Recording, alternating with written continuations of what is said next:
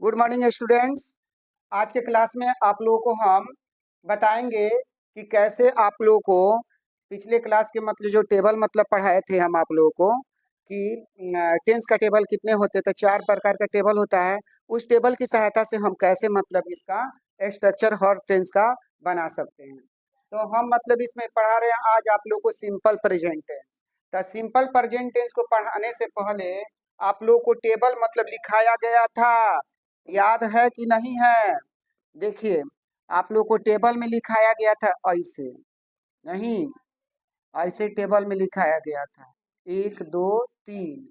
तो इसका मतलब कि सिंपल मतलब कि लिखाया गया था सिंपल प्रेजेंट टेंस लिखाया गया था, और इसको लिखाया गया था सिंपल पास्ट टेंस। ठीक है, इसको लिखाया गया था सिंपल फ्यूचर टेंस। ठीक है, तो सिंपल प्रेजेंट टेंस है और सिंपल पास्ट टेंस है। दूसरा वाला खंड देख लीजिए, पहल का खंड है प्रेजेंट टेंस का, दूसर का खंड है पास्ट टेंस का, तीसरा का खंड है फ्यूचर टेंस का। ठीक है, यहाँ पर देख लीजिए, यहाँ पर पी और टी दोनों का मतलब हो गया प्रेजेंट टेंस, और यहाँ देख लीजिए पी और टी दोनों का मतलब हो गया यहाँ पर पी से पास्ट टेंस और टी, पी से पास्ट और टी से टेंस पास्ट टेंस, हाई हो गया फ्यूचर टेंस, एफ से फ्यूचर और टी से टेंस हो गया present tense past tense future tense. इसमें हम लोग क्या देखे थे, इसमें हम लोग देखे थे ना कि इसमें मतलब कि क्या लगता है डू या क्या लगता है डू या डज लगता है, यही ना, डू या डज लगता है। ठीक है, इसमें डू या डज लगता है। इसमें थोड़ा सा और इसको मतलब कि हम बड़ा मतलब कर देते हैं इसको।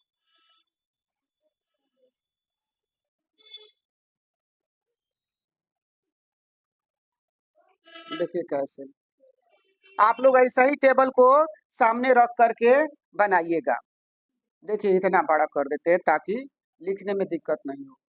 देखिए ऐसे, ये पहला खंड हो गया प्रेजेंट टेंस का, दूसरा खंड हो गया पास्ट टेंस का, और तीसरा खंड हो गया फ्यूचर का। तो इसमें हेल्पिंग वर्ब हम क्या लगाए थे, डू या डज लगाए थे, यही ना, डू या डज। अब मेन वर्ब का पहला रूप लगाए थे या पांचवा रूप। ठीक है, इस तरह से पांचवा, देखिए इसको अच्छा से लिख देते हैं 5, पांचवा रूप लगाए थे। ठीक है, तो इस तरह से समझ में आ गया। अब इसके बाद से मेन वर्ब मतलब कि हो गया, और सिंपल पास्ट टेंस में हम लोग मतलब क्या लगाए थे, हेल्पिंग वर्ब डिड लगाए थे, और मतलब मेन वर्ब का दूसरा रूप लगाए थे इस तरह से। अब फ्यूचर टेंस में क्या लगाए थे, हेल्पिंग वर्ब हम लोग विल लगाए थे और शैल लगाए थे, विल या शैल लगाए थे हम लोग। ठीक है, एच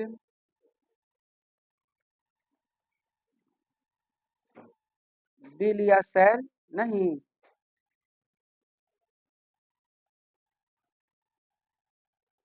विल या शैल लगाए थे हम लोग। अब उसके बाद से इसमें क्या लगाए थे, मेन वर्ब का पहला रूप लगाए थे। क्लियर हो गया, बात समझ में आ गया आप सभी को कि कैसे मतलब करना है। तो देखिए हम लोग कौन सा चीज बना रहे थे लोग, सिंपल का बना रहे थे लोग। किसका बना रहे थे लोग, सिंपल का, नहीं सिंपल, सिंपल का बना रहे थे, तो सिंपल प्रेजेंट टेंस का। तो ये सिंपल प्रेजेंट टेंस का देखिए यहाँ पर स्ट्रक्चर कैसे बना है, कान खोल करके सुन लीजिए।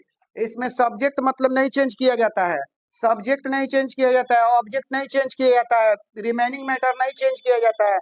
चेंज जो करने वाला है, जो चेंज करने वाला है देखिए वही वही है ना, वही आपको मतलब कि बराबर मतलब परेशान करता है। यानी हेल्पिंग वर्ब और मेन वर्ब यही टेंस में परेशान करता है, और जो आप लोग बहुत अच्छा से इसको पहचान गए हैं। इस मतलब कि परेशान करने वाले मतलब कि जो भी मतलब कि है हेल्पिंग और मेन वर्ब, हेल्पिंग वर्ब और मेन वर्ब आप लोगों को हम पूरी तरह से समझा दिए हैं कि यही मतलब टेंस में दो गो बदलता है, यानी हेल्पिंग वर्ब बदल जाता है और मेन वर्ब बदल जाता है। तो आप लोग के सामने मतलब कि हम बता दिए कि हेल्पिंग वर्ब और मेन वर्ब कौन टेंस में कौन कौन हेल्पिंग वर्ब लगता है और कौन कौन मेन वर्ब लगता है। पूरी तरीका से आप लोग को पिछले क्लास में टेबल के माध्यम से समझा दिए थे टेंस के टेबल में। ठीक है ना, तो उस टेबल को फिर हम यहाँ पर मतलब लिख करके आपको बता रहे हैं कि टेंस का टेबल रख दीजिए और किसी भी टेंस का मतलब फॉर्मूला आप बना दीजिए, यानी निर्धड़क आपका मतलब कि टेंस का फॉर्मूला बन जाएगा, चाहे कोई भी टेंस का मतलब फॉर्मूला बनाना हो। नहीं तो देखिए, अब देखिए कैसे टेंस का फॉर्मूला में सिंपल प्रेजेंट टेंस का हम फॉर्मूला उससे बना रहे हैं। देखिए सबसे पहले देखिए, इस उंगली में ही मतलब कि इंग्लिश का फॉर्मूला होता है। खूब बढ़िया से मतलब दिमाग को एकदम मतलब कि शांत करके समझ लीजिए। पहली है उंगली देख रहे ना, है पहला उंगली जो यह है तो ये सिंपल है। ये दूसरी उंगली जो है ना, ये दूसरी उंगली ये हेल्पिंग वर्ब है। ये तीसरी उंगली देख रहे हैं, तीसरी उंगली तो ये मेन वर्ब है। चौथी उंगली देख रहे हैं, चौथी उंगली ये वाला तो ये हो गया मतलब कि ऑब्जेक्ट। अब पांचवी उंगली तो मतलब कि RM, यानी कि पता चल गया ना एकदम 100%। ठीक है, 100% दबा के रखना है, 100%। ठीक है, यानी पांचवी उंगली में रिमेनिंग मैटर। अब रिमेनिंग मैटर जब आप बता दीजिएगा तो आपके मतलब कि ग्रामर क्या हो गया, इंग्लिश क्या हो गया, एकदम 100%, एकदम मजबूत। मुट्ठी बंद तो एकदम बिल्कुल मतलब की ताकत मतलब कि आ गया, इंग्लिश का ताकत आ गया 100%। अब मतलब कि इंडिया में रहे तो या विदेश में रहे तो कहीं भी मतलब हम लोग इंग्लिश धड़ाधड़ बोलेंगे। ठीक है, एमे कोनो प्रकार की समस्या की बात नहीं है। कहीं भी रहेंगे तो हमारा हथवा तो साथ ही न रहेगा, रहेगा कि नहीं। हम मतलब कि देश में रहे तो चाहे विदेश में रहे तो कॉपी किताब ना छूट जाएगा घर पे, तो कॉपी किताब घर पे छूट जाएगा, लेकिन उंगलियां कहाँ छूट के जाएगा। उंगली तो जहां आप जाइएगा तहां तहां आपके साथ ही जाएगा। एक एक उंगली बंद करिएगा, ठीक है, 1 2 3 4 एंड 5, एक एक उंगली बंद कीजिएगा, 1 2 3 4 एंड 5। अब 5 उंगली बंद करके आप मतलब इंग्लिश को कहीं भी मतलब कि आप धड़धड़ा दीजिएगा 100%। ठीक है, कोई भी मतलब प्रॉब्लम का उसमें मतलब कि चांस नहीं है। ठीक है, आराम से 100% कॉन्फिडेंस। ठीक है ना, डरना माना है, पहले भी मतलब बोले थे डर के आगे क्या होता है, जीत होता है। देखे हैं लोग ना, मतलब प्रचार आता है टीवी पर, डर के आगे जीत है, तो 100% डरना नहीं है। ठीक है, आप देखिए फिर कैसे, आप देखिए फिर कैसे अफर्मेटिव में देखिए क्या, यहाँ पे अफर्मेटिव में सब्जेक्ट लिखिएगा। तो सब्जेक्ट में मतलब कि सब्जेक्ट में उंगली पर ही बता रहे हैं, सब्जेक्ट हो गया, अफर्मेटिव में सब्जेक्ट हो गया। अब क्या होगा इसमें मतलब कि सिंपल प्रेजेंट टेंस का अब हेल्पिंग वर्ब मेन वर्ब इसमें यूज होता है, क्योंकि हम पहले भी बताए पिछले क्लास में कि सिंपल प्रेजेंट टेंस के अफर्मेटिव में डू या डच का इस्तेमाल नहीं किया जाता है। छोड़ देंगे भाई, क्या करेंगे, उस जब यूज ही नहीं करना है डू डच, टच ही नहीं करेंगे, डोंट टच नहीं यूज करेंगे, टच ही नहीं करेंगे उसको। तो देखिए सिंपल प्रेजेंट टेंस में अफर्मेटिव में मेन वर्ब 1 या मेन वर्ब 5 लिखा है। देखिए यहाँ पे टेबल में सिंपल प्रेजेंट टेंस में मेन वर्ब 1 या मेन वर्ब 5 लिख देंगे हम, मेन वर्ब 1 या मेन वर्ब 5 हो गया। और उसके बाद से क्या है, ऑब्जेक्ट प्लस ऑब्जेक्ट हो गया, आई क्या हो गया, रिमेनिंग मैटर हो गया। तो इस तरह से समझ में आ गया कि सिंपल प्रेजेंट टेंस के अफर्मेटिव में सब्जेक्ट V1 या मेन वर्ब 1 या मेन वर्ब 5 यूज होता है, प्लस ऑब्जेक्ट यूज होता है, प्लस रिमेनिंग मैटर यूज होता है। हो गया। अब देखेंगे कैसे, कैसे हम मान लेंगे कि इसको मतलब कि हम मतलब कि यही फॉर्मूला के हिसाब से हम मतलब कि कोई भी सेंटेंस बनाएंगे। तो एक एक जब तक सेंटेंस बनाएंगे नहीं तब तक हम कैसे जानेंगे कि इसका मतलब यूज कहाँ कहाँ किया जाएगा। तो देखिए कैसे, एकदम इजी है, देखिए कैसे। हमने यहाँ पर हिंदी का एक वाक्य लिखा है, मैं अंग्रेजी बोलना चाहता हूँ, मैं अंग्रेजी बोलना चाहता हूँ। देखिए मैं अंग्रेजी बोलना चाहता हूँ, एकदम क्लियर है। देखिए कैसे क्लियर है। सबसे पहले हम मतलब कि क्या करते हैं, यानी तीन चीज मतलब देखते हैं। ठीक है, तीन चीज क्या देखते हैं, वाक्य को बनाने से पहले तीन चीज याद रखा जाता है। ठीक है, तीन चीज याद रखा जाता है। तो तीन चीज से क्या, GSF, है ना, ये तीन चीज। G फॉर ग्रामर, यानी जी किसके लिए यूज किया जाएगा, ग्रामर के लिए। एस फॉर सेंटेंस, एस किसके लिए यूज किया जाएगा, सेंटेंस के लिए। और एफ फॉर फॉर्मूला, अभी आप लोगों को बताए हैं कि फॉर्मूला कहाँ रहता है, आपके फिंगर्स में, ये 5 फिंगर्स में आपका फॉर्मूला रहता है। कौन कौन? Subject, helping verb, main verb, object और आरएम, है ना। तो ये आप लोग, तो चलिए इन फिंगर की सहायता से हम इसका स्ट्रक्चर मतलब कैसे बनाते हैं वो देखिए। देखिए, ये तो हो गया simple present tense. Simple present tense का हम फॉर्मूला कैसे बनाएंगे अफर्मेटिव का, वो देखा जाए, है ना। तो देखिए कैसे, ये हो गया simple present, simple present tense हुआ ना, सिंपल प्रेजेंट टेंस। इसमें हेल्पिंग वर्ब में डू या डज लगता है और मेन वर्ब वन या मेन वर्ब फाइव लगता है। तो देखिए इसमें कैसे क्या होगा। हम अगर सिंपल प्रेजेंट टेंस का अफर्मेटिव सेंटेंस बनाएंगे तो उसमें हम हेल्पिंग वर्ब डू या डज का इस्तेमाल नहीं करेंगे, यानी अफर्मेटिव में हम हेल्पिंग वर्ब नहीं लगाएंगे। तो इसके अफर्मेटिव हम क्या लगाएंगे? मेन वर्ब लगाएंगे। तो मेन वर्ब में हम क्या यूज करते हैं? तो सिंपल प्रेजेंट टेंस में मेन वर्ब वन या मेन वर्ब फाइव का यूज होता है। तो देखिए ऐसे, तो इसमें अफर्मेटिव हो गया वाक्य। अब उंगली से ही ना बनाते हैं फॉर्मूला। तो देखिए सब्जेक्ट, तो सब्जेक्ट के तौर पे यहाँ पे सब्जेक्ट रख दिए और प्लस, अब हेल्पिंग वर्ब इसमें तो यूज नहीं होता है। तो हेल्पिंग वर्ब यूज नहीं होता है तो मतलब दूसरा फिंगर को छोड़ करके आप थर्ड वाला फिंगर देखेंगे। तो थर्ड वाला फिंगर में क्या है? मेन वर्ब है। तो देखिए मेन वर्ब वहां पे क्या लिखा हुआ है? मेन वर्ब वन या मेन वर्ब फाइव। तो हमने यहाँ टेबल की सहायता से मेन वर्ब वन या मेन वर्ब फाइव यहाँ पर यूज कर दिए हैं। ठीक है, हो गया दोनों काम। मेन वर्ब या मेन वर्ब फाइव यहाँ पे यूज हो गया है और उसके बाद प्लस ऑब्जेक्ट, तब प्लस ऑब्जेक्ट भी प्रयोग हो गया और प्लस रिमेनिंग मैटर। ठीक है, तो देखिए तो यहाँ पर सब्जेक्ट सेम है, ऑब्जेक्ट सेम है, रिमेनिंग मैटर सेम है, बस बदलता क्या है? हेल्पिंग वर्ब और मेन वर्ब बदलता है। ठीक है, तो देखिए, तो इसीलिए इस टेबल की सहायता से आप टोटल मतलब टेंस के फॉर्मूला को आप आराम से लिख सकते हैं। ठीक है ना। तो देखिए अब यहाँ पे सेंटेंस दिया है, मैं अंग्रेजी बोलना चाहता हूँ। यानी किसी भी सेंटेंस को बनाने के लिए मैं फिर से बता रहा हूँ 3 चीजों की जरूरत होती है। कौन कौन? Grammar, sentence, formula. Grammar, sentence, formula को जरूरत होगी तो हम ग्रामर कहाँ देखेंगे? तो ग्रामर हम देखेंगे लास्ट में, यानी इसको हम लास्ट में देखते हैं।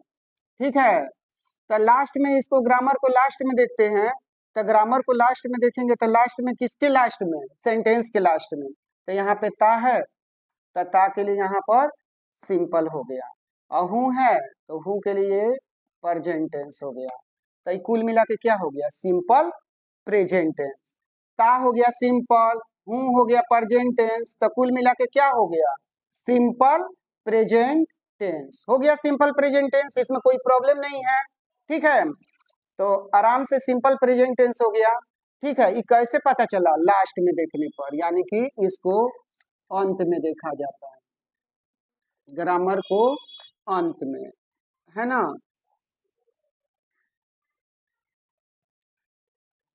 अंत में, ग्रामर अंत में देखते हैं। ठीक है, सेंटेंस पढ़कर, सेंटेंस क्या? पढ़कर। तो सेंटेंस पढ़ करके देखते हैं कि कौन सा सेंटेंस है। ठीक है, अब देखिए फिर फॉर्मूला कहाँ से? अंगुली से। फॉर्मूला अंगुली से, उंगली, उंगलियों से, उंगलियों से इसको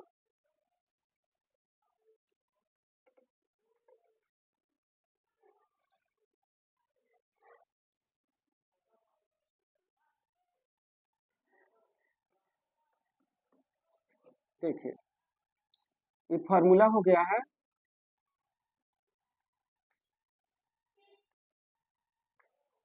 उंगली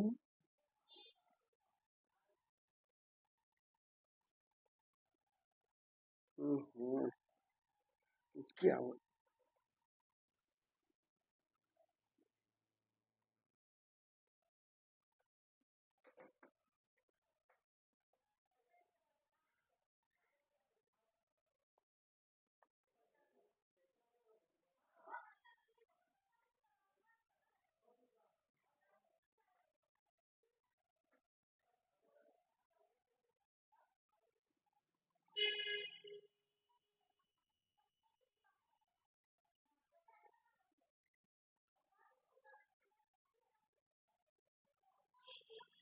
उंगलियों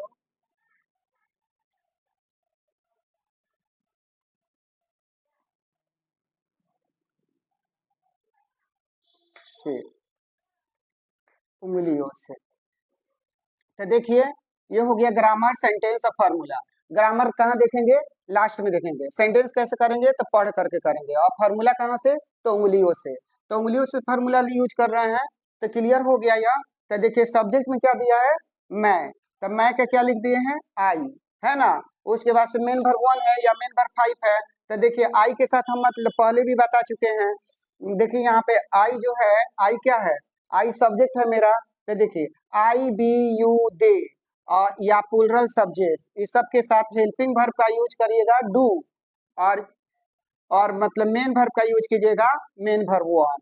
ठीक है। तो यहाँ पर देखिए आई मिल गया। तो आई के साथ कौन सा हेल्पिंग वर्ब यूज किया जाता है? डू। और मतलब मेन वर्ब कौन सा यूज किया जाता है? Main verb 1। लेकिन हम मतलब कि इसमें अफर्मेटिव सेंटेंस है तो इसमें हेल्पिंग वर्ब का प्रयोग नहीं किया जाता है। इसीलिए हमने आई के साथ मेन वर्ब 1 का यहाँ पर प्रयोग कर दिया, क्योंकि वहां पर नियम लिखा हुआ है आई बी यू दे और पीएस मतलब होता है प्लूरल सब्जेक्ट के साथ मेन वर्ब 1 का इस्तेमाल किया जाता है। मेन वर्ब कौन सा करेंगे? तब मेन वर्ब 1 का इस्तेमाल करेंगे। हो गया ना। अब देखिए फिर तो आई वांट हो गया। अब मेन वर्ब 1 हो गया। अब एक और वर्ब है। एक और वर्ब देखिए यहाँ पे क्या लिखा है? बोलना। बोलना में क्या लगा है? ना के लिए स्पेलिंग होता है टू। तो यहाँ पे टू लिख दिए। अब बोलना का क्या होता है? स्पीक। तो हो गया speak, I want to speak हो गया। अब क्या बोलना चाहते हैं? तो यानी ऑब्जेक्ट। तो ऑब्जेक्ट में क्या लिखा? अंग्रेजी। तो I want to speak English. तो इंग्लिश मतलब हो गया आपका ऑब्जेक्ट। तो यहाँ पे क्या हो गया? मैं अंग्रेजी बोलना चाहता हूँ। ये हो गया सेंटेंस। अब देखिए फिर अब नेगेटिव देख लीजिए। नेगेटिव में क्या लिखा है? Subject helping verb, helping verb में डू या does plus not plus main verb का पहला रूप ऑब्जेक्ट प्लस रिमेनिंग मैटर, यही हो गया। तो देखिए अब यहाँ पे कैसे मतलब इसका यूज कर रहे हैं। तो यहाँ पे सब्जेक्ट सबसे पहले हम लिखेंगे। तो सब्जेक्ट लिखेंगे तो सब्जेक्ट में क्या है? मैं का क्या हो गया? आई। आई के साथ देखिए, आई के साथ कौन सा हेल्पिंग वर्ब यूज होता है? डू। तो डू यहाँ पर आई के साथ डू का प्रयोग कर दिए। ठीक है ना। और उसके बाद से क्या हो गया यहाँ पर? I do. और उसके बाद क्या है? नॉट। तो यहाँ पे नॉट लगा दिए। अब मेन वर्ब कहाँ रहता है? तो लास्ट में रहता है। तो मेन वर्ब क्या है? लास्ट में चाहना। चाहना है। चाहना का क्या हो गया? Want. I do not want. ठीक है। आई डू नॉट वांट। अब मेन और उसके बाद से क्या लिखा है? बोलना। तो बोलना में क्या लिखा है? ना के लिए क्या यूज कर दिए? टू। तो I do not want to speak. Speak माने हो गया बोलना। अब क्या नहीं बोलना चाहते हैं? तो देखिए अंग्रेजी। तो अंग्रेजी क्या हो गया? इंग्लिश यहाँ पर ऑब्जेक्ट हो गया था। तो ये पूरा हो गया। I I I do not want to speak English. मैं अंग्रेजी बोलना नहीं चाहता हूँ। क्लियर हो गया। अब देखिए फिर यहाँ पर देखिए, यहाँ पे इंट्रोगेटिव है। तो इंट्रोगेटिव में यहाँ पर हेल्पिंग वर्ब क्या किया गया है? पहले किया गया है। कभी भी इंट्रोगेटिव अगर वाक्य रहता है ना तो उसका मतलब हेल्पिंग वर्ब मतलब पहले ही लिखा जाता है। तो इसकी पहचान कैसे होगी? तो हम लोग बहुत आसानी से इसकी पहचान समझ सकते हैं। याद रखिए, कान खोल करके मतलब सुनिए। अगर किसी भी सेंटेंस के पहले अगर क्या लगा हुआ रहता है तो समझिएगा इंट्रोगेटिव है। ठीक है। तो इंट्रोगेटिव है तो देखिए यहाँ पर क्या लगा है? तो क्या लगा है? तो क्या हो गया? इंट्रोगेटिव हो गया। तो इंट्रोगेटिव हो गया तो इसका फॉर्मूला क्या कहता है? पहले हेल्पिंग वर्ब यूज कीजिए। हेल्पिंग वर्ब में तो हम एकदम एक्सपर्ट हो चुके हैं हम लोग। कैसे? क्योंकि आई बी यू दे अब प्लूरल सब्जेक्ट के साथ 100% डू लगता है। ठीक है। यानी इसके साथ डू का इस्तेमाल कीजिएगा। तो देखिए यहाँ पे देखिए हेल्पिंग वर्ब को यूज करना। तो हेल्पिंग वर्ब यूज करने से पहले क्या होगा? ये 5 के साथ ना मतलब डू लगेगा। और इन पांचों के बाद अगर जो कोई आएगा, यानी छठा सातवां आठवां नौवां 10वां कोनो भी आ जाए, यानी कि 1 2 3 4 5, इन पांचों के बाद अगर कोई भी सब्जेक्ट अगर आ जाए तो हम उसको छोड़ेंगे नहीं। उसको हम मतलब कि क्या लगाएंगे? उसमें हेल्पिंग वर्ब डज लगाएंगे। देखिएगा टेबल में सिंपल प्रेजेंट टेंस में डू हो गया मतलब कि इन पांचों के लिए, और डज क्या हो गया? इन पांचों के बाद अगर कोई सब्जेक्ट आता है तो उसके लिए डज यूज कीजिएगा ना। तो देखिए यहाँ पे सब्जेक्ट हमारा क्या है? यहाँ पे देखिए सब्जेक्ट हम मतलब कि क्या लिख रहे हैं यहाँ पर? क्या वह अंग्रेजी क्या वह अंग्रेजी बोलना चाहती है। ये वाला मतलब हो गया क्या वह अंग्रेजी बोलना चाहती है। ठीक है। तो यहाँ पर देख रहे हैं हम कि वह क्या है, सब्जेक्ट है। तो सब्जेक्ट के तौर पर सी है। तो सी के तो देखिए यहाँ पर सी सब्जेक्ट हुआ, तो यानी कि सी इसमें है। देखिए तो आई बी यू दे या प्लूरल सब्जेक्ट लिखा है ना, तो इन पांचों में तो सी नहीं मिल रहा है। इसका मतलब हो गया कि मतलब इसके साथ डू का इस्तेमाल नहीं करेंगे, तो हम इसके साथ क्या कर देंगे, डज का इस्तेमाल कर देंगे। क्योंकि यहाँ पर सी क्या है, सिंगुलर है। तो सिंगुलर के साथ क्या यूज होगा, singular subject helping verb use होगा। तो देखिए यहाँ पर सी सिंगुलर है, तो सिंगुलर के साथ सिंगुलर हेल्पिंग वर्ब लगा है डज। हो गया, बात समझ में आ गया। हम फिक्स कर ये दिए हैं कि पांच को के साथ मतलब डू लगता है। अब बाकी के साथ कोई भी आ जाएगा तो डज लगाइएगा ना, सिंपल प्रेजेंट टेंस में। ठीक है ना। देखिए फिर तो हेल्पिंग वर्ब में हो गया डज। और कोई पूछेगा डज काहे लाए हैं, तो आप कहिएगा कि सर हमारे बताए हैं कि आई बी यू दे या प्लूरल सब्जेक्ट के साथ डू लगता है। ठीक है, तो इसलिए हमने मतलब क्या कर दिया, यहाँ पे सी के साथ, यहाँ पर सी जो देख रहे हैं, यहाँ पर सी देख रहे हैं, इन पांचों में शामिल सी नहीं है, इसलिए हम सी के साथ क्या लगा दिए, डज लगा दिए। ठीक है, इसलिए हम यहाँ पर सी के साथ डज लगा दिए। क्लियर हो गया। तो हेल्पिंग वर्ब हो गया डज, सब्जेक्ट हो गया सी। ठीक है, अब मेन वर्ब क्या लिखा है, तो मेन वर्ब कहाँ रहता है, मेन वर्ब हमेशा लास्ट में रहता है। तो मेन वर्ब हमेशा लास्ट में रहता है। तो देखिए मेन वर्ब लास्ट में कैसे, ये मेन वर्ब हो गया। तो चाहना का क्या होता है, वांट हो जाएगा, आई वांट। ठीक है, तो डज वांट हो जाएगा, does she want. Helping verb हो गया डज, सब्जेक्ट हो गया सी, और मेन वर्ब हो गया, मेन वर्ब वन हो गया वांट। अब उसके बाद बोलना ना है, तो फिर देखिए ना के लिए हम क्या यूज करेंगे, टू। तो टू, आप बोलना का अब लिख देंगे स्पीक। ठीक है, तो क्या हो गया, does she want to speak, क्या वह बोलना चाहती है, क्या वह बोलना चाहती है। तो अब क्या बोलना चाहती है, हमको ऑब्जेक्ट ना चाहिए, तो ऑब्जेक्ट में क्या मिला हुआ है, देखिए तो अंग्रेजी। तो अंग्रेजी को क्या कहेंगे, इंग्लिश कहते हैं इसको, इंग्लिश। तो यहाँ पर हमने यहाँ पर लिख दिया इंग्लिश। तो ये हो गया does she want to speak English. Clear हो गया।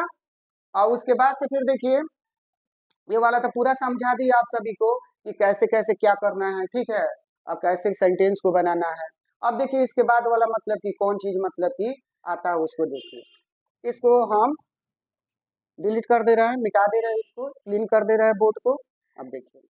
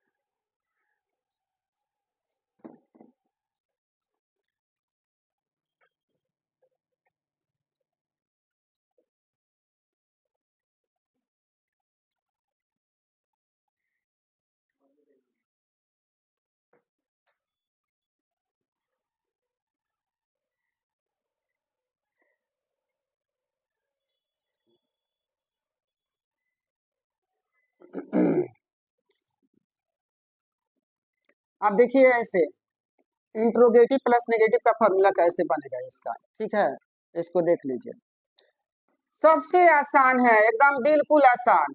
बस हेल्पिंग वर्ब आगे कर दीजिएगा, उसके बाद इसमें क्या जोड़ना है, नॉट सिर्फ जोड़ दीजिएगा। अब बाकी सब इंट्रोगेटिव का ही फॉर्मूला होगा, सब्जेक्ट, मेन वर्ब का पहला रूप, ऑब्जेक्ट, अब उसके बाद प्लस रिमेनिंग मैथड। हो गया। ठीक है, अब फिर देखिए इसको, अब यहाँ पर इसको हम मतलब कि बता रहे हैं, क्या वह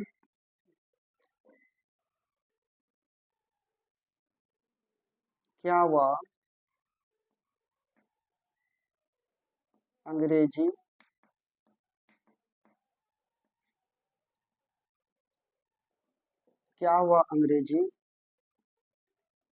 बोलना हो गया, क्या वह अंग्रेजी बोलना पसंद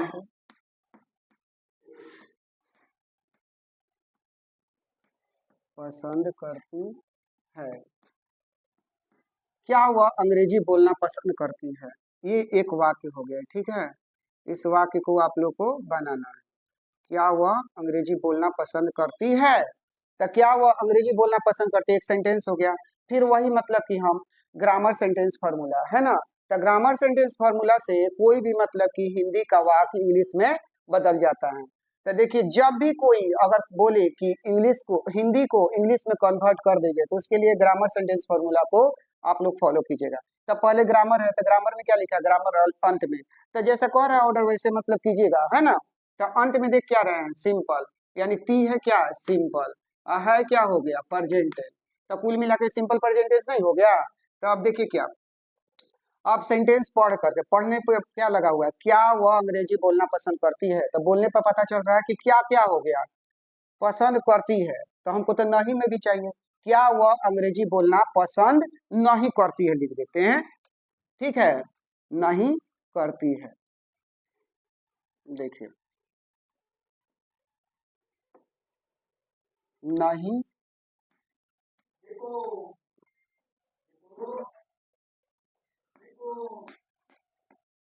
नहीं करती है।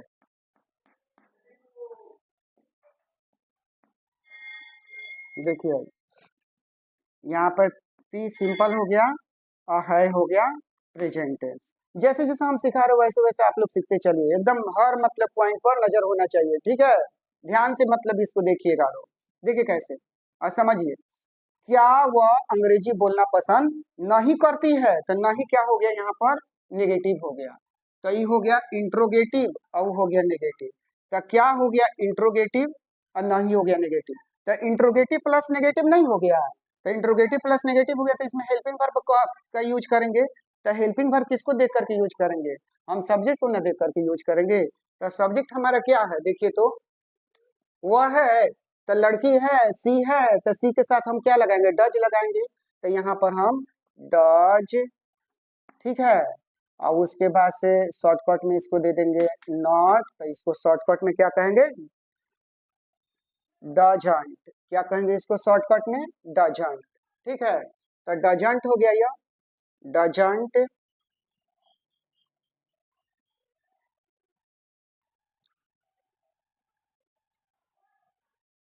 डजंट, और उसके बाद से हेल्पिंग, हेल्पिंग वर्ब हो गया डज, नॉट का शॉर्टकट लिख दिए, है ना। और उसके बाद से सब्जेक्ट क्या है, वह का क्या लिखेंगे, तो सी। तो देखिए तो डजंट सी हो गया। तो डजंट सी के बाद क्या है, मेन वर्ब, मेन वर्ब कहाँ रहता है, मेन वर्ब लास्ट में ना रहता है। तो क्या वह अंग्रेजी बोलना पसंद नहीं करती है, तो पसंद करना आपका मेन वर्ब हो गया। तो पसंद करना क्या होता है, लाइक, ठीक है, तो लाइक हो गया। डज, डजंट सी लाइक, क्या लाइक, डजंट सी लाइक, अब ना है यहाँ पे बोलना में टू, अब उसके बाद से बोलना क्या होता है, speak, doesn't she like to speak, अब क्या मतलब कि speak English, doesn't she like to speak English, क्या हुआ, इंग्लिश बोलना पसंद नहीं करती है, ठीक हो गया। अब देखिए डब्ल्यू एच क्वेश्चन, तो डब्ल्यू एच क्वेश्चन में क्या होता है, डब्ल्यू एच क्वेश्चन में आता है आपका क्या, क्यों, कैसे, कब, कहाँ, ये सब आता है, तो इसको डब्ल्यू एच क्वेश्चन कहते हैं। तो देखिए कैसे, डब्ल्यू एच क्वेश्चन में हम लोग देखिए क्या करते हैं, क्वेश्चन में हम लोग सबसे पहले डब्ल्यू एच लिखेंगे, तब हेल्पिंग वर्ब लिखेंगे, ठीक है। तो हेल्पिंग वर्ब लिख दिए डब्ल्यू एच क्वेश्चन का, ये सब कर दिए। और उसके बाद से क्या हो गया, केवल डब्ल्यू एच को केवल जोड़ दे रहा है इंट्रोगेटिव के फार्मूला में, देखिए डब्ल्यू एच हो गया।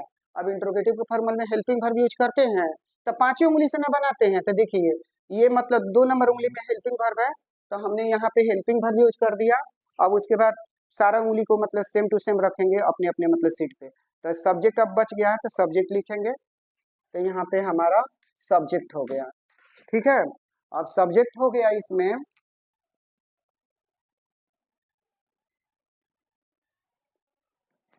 यहाँ पे सब्जेक्ट हो गया। तो सब्जेक्ट हो गया, अब 3 नंबर उंगली बचा है। 3 नंबर उंगली में क्या है, मेन वर्ब है। तो मेन वर्ब यहाँ पर लिख देंगे। मेन वर्ब का कौन सा रूप, पहला। और उसके बाद से क्या है हमारा, तब मतलब कि हो ये गया सब कुछ। तब मेन वर्ब के बाद क्या है, ऑब्जेक्ट है। तो ऑब्जेक्ट उंगली में है, तो उंगली में ऑब्जेक्ट ये वाला रखेंगे हम, ठीक है। तो यहाँ पे ऑब्जेक्ट हो गया। और फिर 5वां उंगली क्या है, रिमेनिंग मैटर, ठीक है। ये इसको रिमेनिंग मैटर कहते हैं। तो रिमेनिंग मैटर हम यहाँ पर बच जा रहा है, तो ये हम रिमेनिंग मैटर यहाँ पर लिख दिए। तो ये हो गया आपका WH क्वेश्चन का पूरा फॉर्मूला, ठीक है। देखिए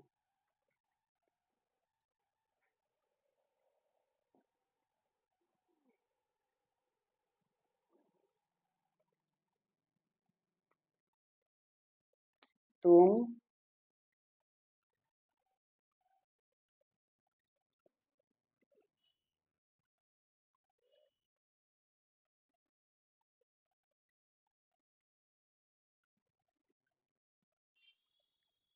तुम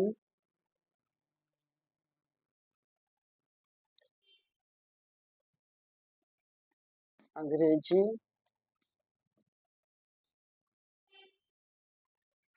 तुम अंग्रेजी में बात क्यों तुम अंग्रेजी में बात क्यों करना चाहता है चाहते हो तुम अंग्रेजी में बात क्यों करना चाहते हो, ठीक है। तो हम तो जानते हैं कि अंग्रेजी में बात करना क्यों चाहते हैं हम लोग, क्योंकि हर जरूरत के लिए जरूरी है अंग्रेजी। इसलिए हम लोग अंग्रेजी पर ज्यादा ध्यान देते हैं, ठीक है ना। इससे हमारा कैरियर मतलब कि बनाना आसान हो जाता है ना। तो देखिए, तुम अंग्रेजी में बात करना क्यों चाहते हो, तो एकदम सिंपल सा बात है। फिर वही काम करेंगे, कैसे काम करेंगे, तो देखिए सबसे पहले ग्रामर, ग्रामर को लास्ट में, तो लास्ट में ग्रामर को देखेंगे, अंत में लिखा है तो अंत में, फिर अंत में देखेंगे। तो ये हो गया सिंपल, हु हो गया प्रेजेंट टेंस, ठीक है। तो प्रेजेंट टेंस हो गया यह, यानी हो गया प्रेजेंट टेंस। तो क्लियर हो गया, सिंपल प्रेजेंट टेंस है। तो सिंपल प्रेजेंट टेंस इसको लिख दिए हम। और फिर यहाँ पर देखिए सेंटेंस, देखिए सेंटेंस पढ़कर, तो सेंटेंस एस फॉर सेंटेंस होता है, जी फॉर ग्रामर होता है, याद रखिएगा। तो सेंटेंस पढ़कर, तो सेंटेंस पढ़ेंगे तो मतलब क्या पढ़ेंगे, देखिए तुम अंग्रेजी में बात क्यों करना चाहते हो। तो अंग्रेजी में बात क्यों करना चाहते हो, तो यहाँ पे क्यों, यहाँ पे क्या दे रहा है, क्वेश्चन दे रहा है, WH क्वेश्चन है नहीं। तो WH क्वेश्चन हो गया। अब इसका फॉर्मूला यहाँ पे मतलब देखेंगे, F फॉर फॉर्मूला होता है। तो F फॉर फॉर्मूला, फॉर्मूला उंगली से ना लेते हैं, तो उंगली से लेते हैं तो देखिए ना, उंगली से लेंगे तो मतलब क्या हो गया, यही ना है, subject helping verb main verb object RM। इसी में ना मतलब पूरा फॉर्मूला है। थोड़ा थोड़ा चेंज करने की जरूरत है, बहुत थोड़ा सा है ना, थोड़ा सा चेंज करने के लिए। देखिए यहाँ पे WH पहले लिखेंगे, तो लिख देंगे WH क्वेश्चन कौन सा है, तो WH क्वेश्चन क्या है, क्यों। तो क्यों का होता है बाबू, क्यों का वाई होता है। अब हेल्पिंग वर्ब का बात आ गया, तो हेल्पिंग वर्ब के लिए तो हम मतलब कि नियम पे चलेंगे। अगर 5 गो अगर मतलब कि महारथी आएगा लोग, कौन, I B U they, IBU they a plural subject. तो IBU दे अपुलरल सब्जेक्ट अगर होगा तो उसके साथ डू का इस्तेमाल करेंगे। अगर मतलब कि इसके अलावा कोई दूसरा आ जाएगा, इसके बाद कोई दूसरा मतलब सब्जेक्ट आ जाएगा, इस इन पांचों को छोड़कर कोई दूसरा सब्जेक्ट आ जाएगा, तो उसके साथ डज का इस्तेमाल करेंगे ना। तो देखिए यहाँ पे तुम है ना, तो तुम का तो इंग्लिश यू होता है, तो यू तो 5 गो में शामिल है ना। IBU they a plural subject. तो IBU, यू तो आ गया, तो यू आ गया तो मतलब कि क्या हो गया, यू के साथ हम डू का इस्तेमाल करेंगे, तो इसलिए वाई WH हो गया, हेल्पिंग वर्ब डू हो जाएगा। नहीं, स्टेप बाय स्टेप चलेंगे, जैसे जैसे ये स्टेप चल रहा है वैसे वैसे 1 2 3 4 5 एंड 6 ऐसे स्टेप बाय स्टेप चलेंगे। तो देखिए कैसे, तो WH हो गया वाई, हेल्पिंग वर्ब हो गया डू, अब मेन अब क्या है, सब्जेक्ट है, ठीक है ना। हेल्पिंग वर्ब प्लस सब्जेक्ट, नहीं हेल्पिंग वर्ब के बाद क्या है, हेल्पिंग वर्ब प्लस सब्जेक्ट, तो helping verb plus subject, subject में क्या दिया है, तुम दिया है, तो तुम का क्या होता है, यू, तो यहाँ पे यू लिख दिए। अब मेन वर्ब क्या है, मेन वर्ब वो, मेन वर्ब कहाँ रहता है, मेन वर्ब का आता पता कहाँ रहता है, लास्ट में ना रहता है, तो देखिए ना लास्ट में, चाहते, ठीक है, तुम कितना छुप जाओ लेकिन हम तुम्हें ढूंढ लेंगे, है ना। तो देखिए कहाँ पे है main verb, main verb last में ना रहता है, तो पकड़ लेंगे, बार बार मेन वर्ब को पकड़ लेंगे लास्ट में जाकर, है ना, कि छुपो, तुम कितना छुपोगे लेकिन बचकर नहीं जाओगे ना। देखो कैसे, तो यहाँ पे मेन वर्ब है, इसको पकड़ना है तो लास्ट में ना रहता है, तो लास्ट में क्या लिखा है, चाहते हो, तो ते हो तो सिंपल प्रेजेंट टेंस हो गया, इसको हटाइए। और यहाँ पर क्या बच गया, चाह, चाह, चाह कोई भाषा तो है नहीं, नहीं, चाह से तो मतलब क्या है, चाह में मतलब कि चाह बच गया, तो इसमें लास्ट मतलब में क्या जोड़ेंगे, ना जोड़ेंगे, तो चाह ना, है ना, चाह ना, चाह कोई मतलब भर्ब थोड़ी है, तो हमको तो भर्ब इसको बनाना है, तो क्या जोड़ के बनाते हैं, ना ने जोड़कर भर्ब बनाते हैं, यानी जिस मतलब शब्द के लास्ट में ना आता है उसको हम भर्ब कहते हैं, मेन भर्ब कहते हैं। तो देखिए चाह, चाह को भर्ब बनाना है, यानी कि मतलब मेन भर्ब बनाना है, तो इसमें ना लगा देंगे तो क्या हो जाएगा, चाहना, तो चाहना हो जाएगा, तो चाहना का वांट नहीं हो जाएगा। तो देखिए यहाँ पे वाई डू यू, सब्जेक्ट हो गया मेन वर्ब, मेन वर्ब चाहना का क्या होता है, वांट, तो वांट हो गया, मेन वर्ब वाने लगाना है, इसीलिए हम यहाँ पे वांट लिख दिए, तो वाई डू यू वांट, ठीक है। अब उसके बाद से क्या लिखा हुआ है, ऑब्जेक्ट, अब ना ऑब्जेक्ट तो लिखा हुआ है लेकिन मेन वर्ब हम चेक कर लेंगे, मेन वर्ब और भी है क्या, कोई और भी वर्ब है इसमें दिया है, तो देखिए यहाँ पे क्या लिखा है, बात करना, तो बात करना में ना है, तो ना के लिए फिर मतलब हम यूज करेंगे टू, ठीक है। अब बात करना का क्या होता है, टॉक, तो ये हो गया टू टॉक, तो why do you want to talk, यानी कि आप, ये तो हो गया, why do you want to talk, ठीक है, आप बात करना क्यों चाहते हैं, तो आप बात करना क्यों चाहते हैं, अब किस में बात करना चाहते हैं, तो इसमें बात करना, किस में बात करना, तो अंग्रेजी में, तो अंग्रेजी में यहाँ पर लिख देंगे इन इंग्लिश, आप इंग्लिश में बात क्यों करना चाहते हैं, हो गया सेंटेंस, कंप्लीट हो गया, है ना। तो चलिए आशा करता हूँ कि आज का वीडियो आप लोग को अच्छा लगा होगा, हमारे वीडियो पर पहली बार आए हैं तो पहली बार देख रहे हैं हमारे वीडियो को, तो आप लोग इस चैनल को सबसे पहले सब्सक्राइब कर दीजिए, इस मतलब इस वीडियो को लाइक कर दीजिए, और दोस्तों में अपना ज़्यादा से ज़्यादा शेयर कीजिए, ठीक है। और मेरा वीडियो आप लोगों को कैसा लग रहा है इसके लिए आप लोग कमेंट मतलब कि कीजिए, ठीक है, आपके कमेंट का जवाब अगले वीडियो में दिया जाएगा, ठीक है। Thanks for it.